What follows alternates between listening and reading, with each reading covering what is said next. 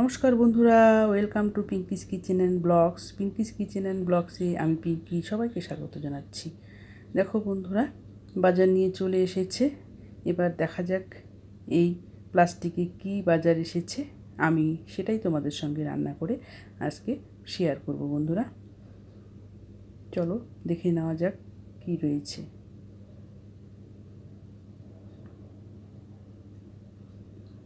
দেখো প্লাস্টিকটা খোলা হলো, এবার আমি ঢেলে নেব। প্লাস্টিক থেকে মাছগুলোকে বের করে নেওয়া হচ্ছে। দেখতে পাচ্ছ মাছ রয়েছে।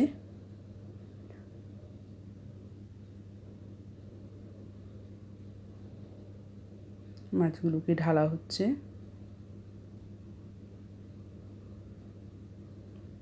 দেখেই বুঝতে পারছো নিশ্চয়ই বন্ধুরা, রয়েছে ইলিশ মাছ।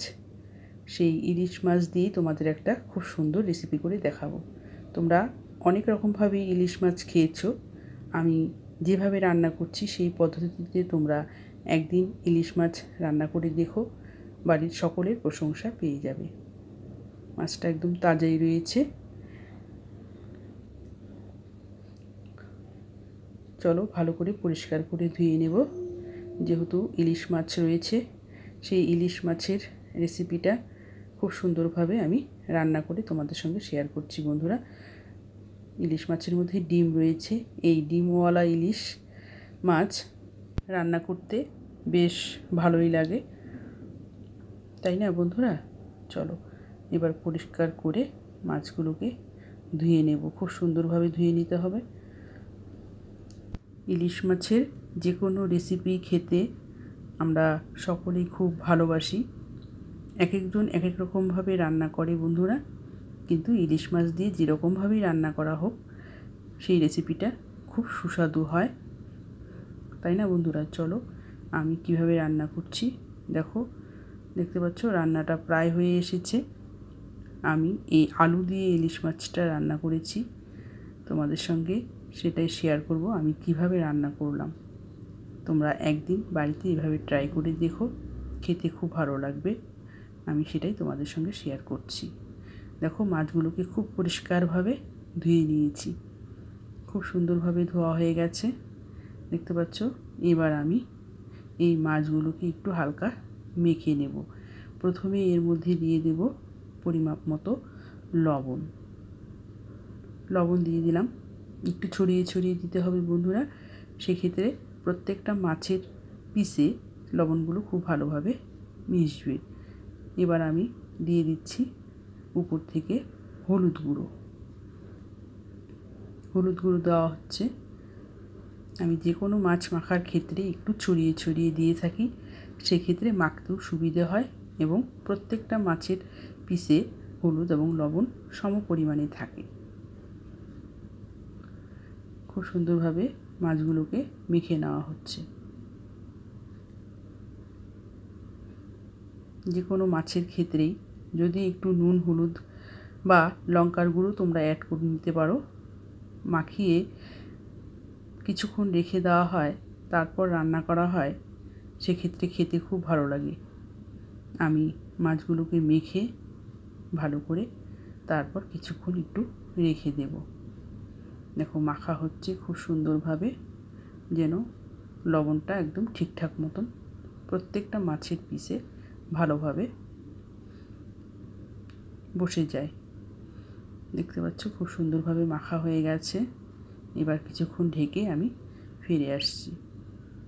দেখো বন্ধুরা, ঢেকে রেখেছিলাম, এবার ঢাকাটা খুলে নিলাম। দেখতে পাচ্ছ একটু পরপর করে সাজিয়ে নিলাম মাছের পিসগুলোকে। দেখো খুব সুন্দরভাবে হলুদ আর লবণ মাখানো রয়েছে। এবার কড়াইটা আমি বসিয়ে খুব ভালোভাবে গরম করে নেব। তার মধ্যে আমি দিয়ে দিচ্ছি পরিমাপ মতো তেল। তেলটাকে খুব ভালোভাবে গরম করে নিতে হবে, কারণ না হলে আটকে যেতে পারে। খুব সুন্দরভাবে গরম করে নিয়েছি। এবার আমি এক এক করে পিসগুলোকে ভেজে নেব। ইলিশ মাছ সেক্ষেত্রে একটু হালকা ভেজে নিতে পারো, খুব ভালো হবে। দেখো আমি ভেজে নিচ্ছি। চলো মাছটা ভাজা হতে হতে আমি একটু মশলাটা তৈরি করে নিই। দেখো নিয়ে নিয়েছি কাঁচা লঙ্কা আর নিয়েছি আদা, টুকরো করে কেটে রাখা আদা। আর এর মধ্যে অ্যাড করে দিচ্ছি পরিমাপ মতো গোটা সাদা জিরে। সাদা জিরে দেওয়া হয়ে গেল। এবার আমি এখানে পরিমাপ মতো একটু জল দিয়ে নিলাম। খুব সুন্দরভাবে বেটে নেব। চলো এদিকে মাছের এক পাশ ভাজি হয়ে গেছে। এবার মাছগুলোকে আলতো হাতে আমি উল্টে নিচ্ছি অপর পাশ ভাজার জন্য। খুব সুন্দরভাবে মাছগুলোকে একটু ভেজে নেওয়া হচ্ছে।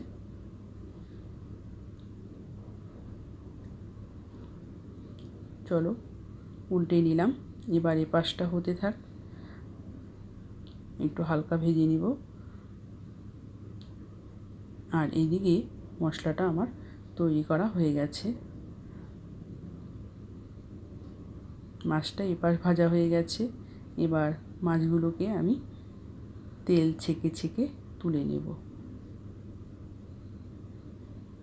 আমি এই পর্যায়ে ভেজেছি বন্ধুরা, তোমরা চাইলে একটু কম ভেজে নিতে পারো বা একটু বেশিও ভেজে নিতে পারো।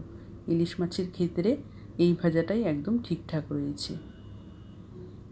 চলো তেল ছেঁকে আমি মাছের পিসগুলোকে তুলে নিচ্ছি।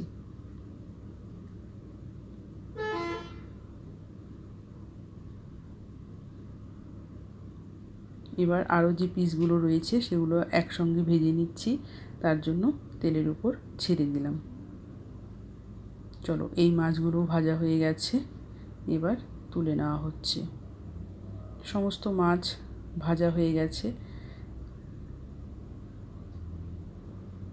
তেল সেঁকে তুলে নেওয়া হলো মাছগুলোকে। দেখতে পাচ্ছ সমস্ত মাছ একদম ভাজা কমপ্লিট হয়ে গেছে। একটা পাত্রে তুলে নিয়েছি। এবার আমি রেসিপিটা শুরু করে দেব। দেখো মাছ ভাজা যে তেলটা রয়েছে সেই তেলে আমি রান্না করে নেব। এর মধ্যে আমি ফোড়ন দিয়ে দিলাম কালো জিরে।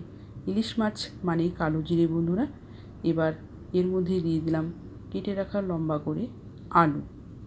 আলুটাকে আমি লম্বা লম্বা করে কেটে নিয়েছি। সেই আলুটা আমি হালকা একটু ভেজে নেব। যে কোনো মাছের রেসিপির ক্ষেত্রেই আলুটাকে একটু ভেজে নেওয়া হলে খেতে ভালো লাগবে। দেখো আলুটাকে একটু লাল লাল মতন ভাজা হয়ে এসেছে। একটু নেড়ে চেড়ে নেওয়া হলো। এই পর্যায়ে আমি এখানে অ্যাড করে দেব পরিমাপ মতন লবণ আর হলুদ গুঁড়ো। হলুদ গুঁড়ো আর লবণ দিয়ে একটু নেড়ে চেড়ে নেওয়া হচ্ছে। খুব সুন্দরভাবে মিশিয়ে নেওয়া হচ্ছে। এবার আমি এখানে অ্যাড করে দেব বেটে রাখা মশলাটা।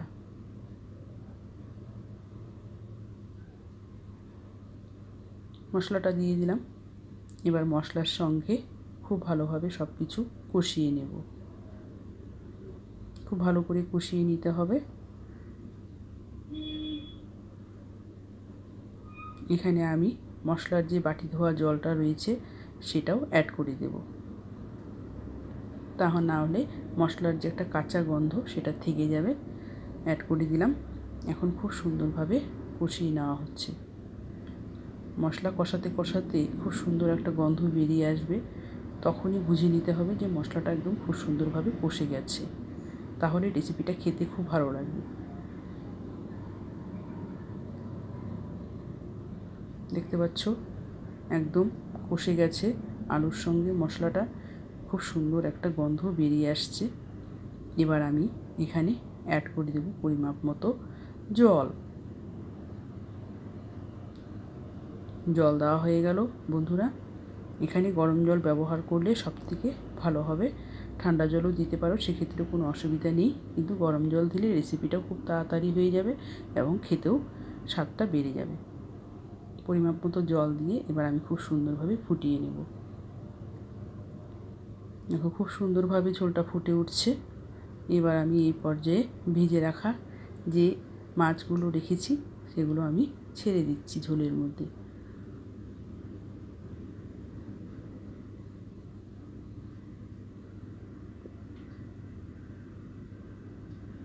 মাছগুলোকে ছাড়া হচ্ছে।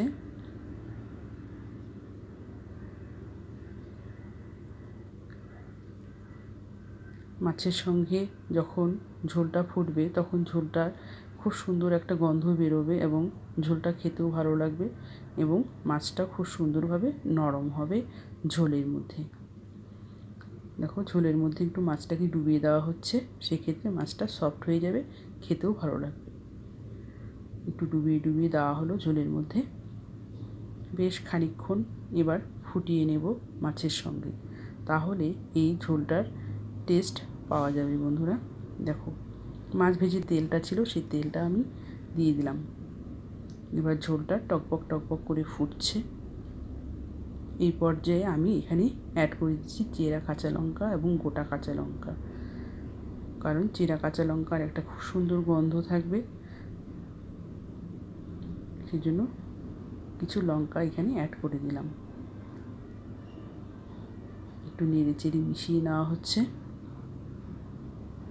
দেখতে পাচ্ছ ঝোলটা আর একটু ফুটিয়ে নেব। একটু নেড়ে চেড়ে নেওয়া হচ্ছে। মাছগুলো বেশ নরম হয়ে এসেছে, একদম ঝোলটাও শুকিয়ে এসেছে, আলুটাও একদম খুব সুন্দরভাবে সেদ্ধ হয়ে গেছে।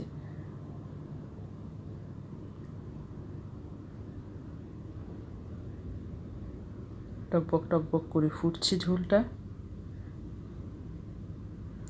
প্রায় হয়ে এসেছে। মাছের এই রেসিপিটা দেখতে পাচ্ছ ঠান্ডা হয়ে যাওয়ার পর রেসিপিটা কত সুন্দর লাগছে এবং খেতেও দুর্দান্ত হয়েছিল বন্ধুরা। ইলিশ মাছের এই রেসিপি তোমরা এভাবে বাড়িতে বানিয়ে খেয়ে দেখো, খেতে খুব সুস্বাদু এবং বাড়ির সকলের মন জয় করে নিতে পারবে। আর হ্যাঁ বন্ধুরা, ভিডিওটি লাইক কমেন্ট শেয়ার করে দিও বন্ধুদের মাঝে। আর নতুন বন্ধু হয়ে থাকলে চ্যানেলটিকে সাবস্ক্রাইব করে পাশের বেল আইকনটাতে ক্লিক করে দিও পরবর্তী ভিডিওর নোটিফিকেশন পৌঁছে যাওয়ার জন্য। আর বন্ধুরা, ভিডিওটি কোনো অংশে ভালো লাগলে ভিডিওটি লাইক করতে ভুলো না কিন্তু। তোমাদের কাছে রেসিপিটা কেমন লাগলো কমেন্টের মাধ্যমে জানিও। চলো একটা প্লেটে তুলে নিলাম। এবার পরিবেশনের জন্য একদম তৈরি হয়ে গেছে এই ইলিশ মাছের রেসিপি। সুস্বাদু ইলিশ মাছের রেসিপি খুব সুন্দরভাবে তৈরি করে নিলাম বন্ধুরা। তোমাদের সঙ্গে দেখা হচ্ছে নতুন কোনো ভিডিওতে। সবাই ভালো থেকো, সুস্থ থেকো।